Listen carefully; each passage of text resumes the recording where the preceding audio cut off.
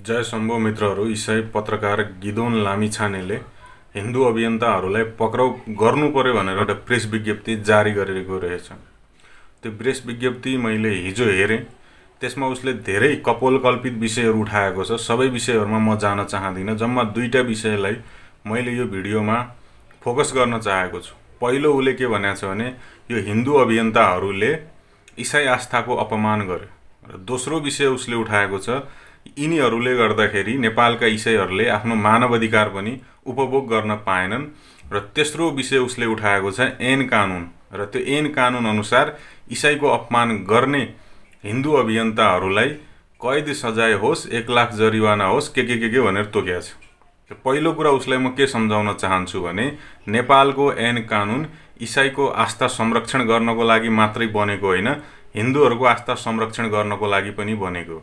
यदि ऐन कानुनमै टेकेर जाने हो भने तिम्रा पास्टरहरूले जसरी हिन्दू धर्मको अपमान गरेका छन् ती कुराहरूलाई पनि खोतलेर कानुन समक्ष ल्याउनु पर्ने हुन्छ र तिम्रा ती पास्टरहरू म नाम पढेर सुनाउन चाहन्छु। Pastor CP Sharma, pastor Sukhdev Giri, pastor Timothy Neupane, pastor Madhav Upadhyay से लगायत अरू धेरै छन्। यिनीहरू सबैलाई समातेर जेलमा हुल्नुपर्छ किनभने यिनीहरूले हिन्दू धर्मको अपमान गरेका छन्। हिन्दू धर्मशास्त्रहरूको गलत व्याख्या गरेर, नचाहिने व्याख्या गरेर हिन्दू धर्मले पनि जिजसलाई नै परमात्मा मानेको छ, जिजसलाई नै मुक्तिदाता मानेको छ भनेर समाजलाई दिग्भ्रमित बनाएका छन्। तिमीहरूले हिन्दू धर्मको गलत व्याख्या गरेर, हिन्दू धर्मशास्त्रहरूको गलत व्याख्या गरेर जिजसलाई नै मुक्तिदाता देखाइराख्दाखेरि चाहिँ चमत्कार हुने, अनि तिम्रो शास्त्रको हामीले भण्डाफोर गर्दाखेरि चाहिँ त्यो चाहिँ बलात्कार हुने। जसरी बाइबलभित्र मूर्ति पूजकहरूलाई, तन्त्र मन्त्र साधना गर्नेहरूलाई गाली गरिएको छ, मार्नुपर्छ भनेर भनेको छ, यिनीहरू शैतान हुन् भनिएको छ, यिनीहरूलाई नर्कमा फाल्नुपर्छ भनिएको छ, त्यसरी हाम्रो धर्मशास्त्रभित्र क्रुसमा टाँगिएको मान्छेलाई, ईश्वर मान्नेहरूलाई नर्कमा फाल्नेछु, तिनीहरूलाई चाहिँ मारिदिनु भनेर कहीँ पनि लेखिएको छैन। अर्को विषयमा जाउँ। अब मानव अधिकारको कुरा गरेको छ महोदयले। बाइबल पढ्ने मान्छेले मानव अधिकारको कुरो गर्यो भने मलाई बडा हाँसो उठ्छ। म केही प्रमाणहरू दिन चाहन्छु। गलातीको पुस्तक अध्याय 5 को 19 र 20 पद पढ्नु होला। त्यहाँनिर पापमय स्वभावका प्रत्यक्ष कामहरू भनेर मूर्ति पूजा र मन्त्र तन्त्रलाई पनि तोक्या छ र त्यहाँनिर अरू भनेको व्यभिचार, अपवित्रता, पियक्कडपन, अश्लील मोजमज्जा भनेर तोक्या छ। यानी कि हामी जो पनि मूर्ति पूजा गर्नेहरू छौँ, हिन्दूहरू, बुद्धिस्टहरू, किराँतहरू, बोनहरू, जो जतिले पनि मूर्ति पूजा गर्दछन् तिनीहरू सबैलाई यहाँनिर तोकेको छ यसले।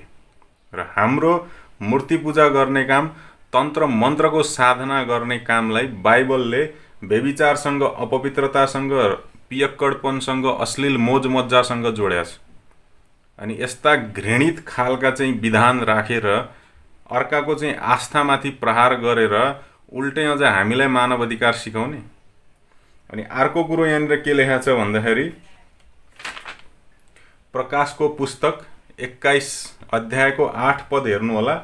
मूर्ति पूजा गर्नेहरू आगो र गन्धक दन्कने कुण्ड अर्थात् नर्कमा फालिनेछन् भनेको छ।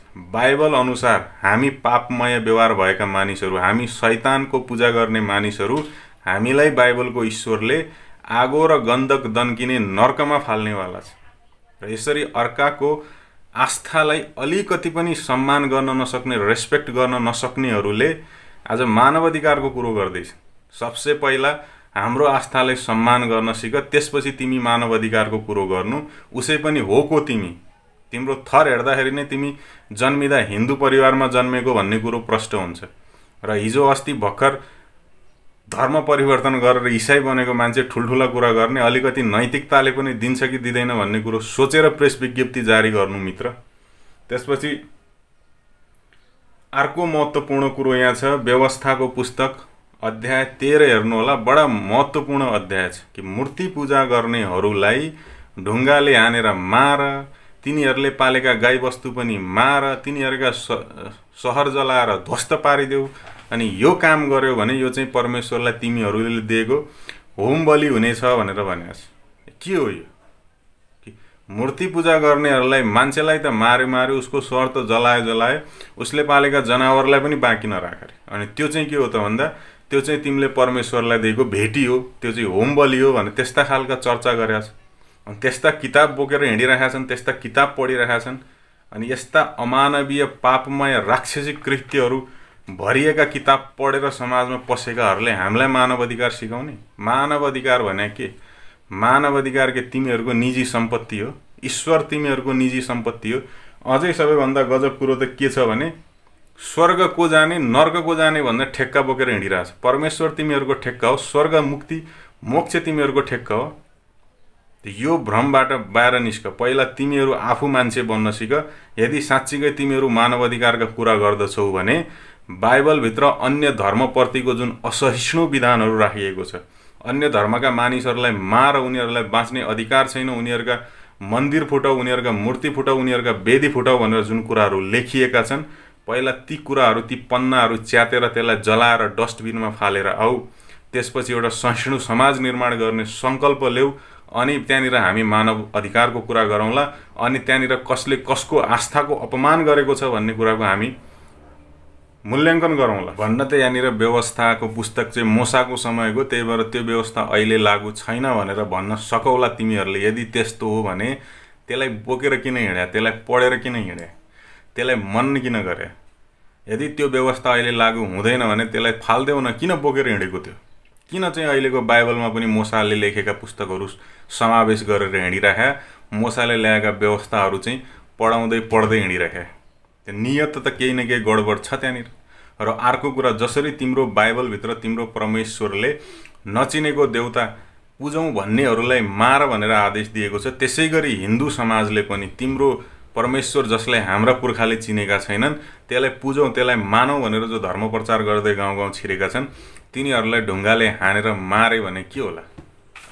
किनभने मान्छेलाई अमानवीय बन्न त तिम्रै बाइबलले सिकाइरहेको छ। अनि तिमीहरू चाहिँ मानवताको कुरा गर्ने, मानव अधिकारको कुरा गर्ने, जसको ईश्वरले अरू मान्छेको आस्थालाई स्वीकार गर्न सकेको छैन, अरूको जीवनलाई स्वीकार गर्न सकेको छैन, त्यही ईश्वरका भक्तहरूले मानव अधिकारको कुरो गर्नु भनेको यो व्यङ्ग्य जस्तो लाग्छ मलाई।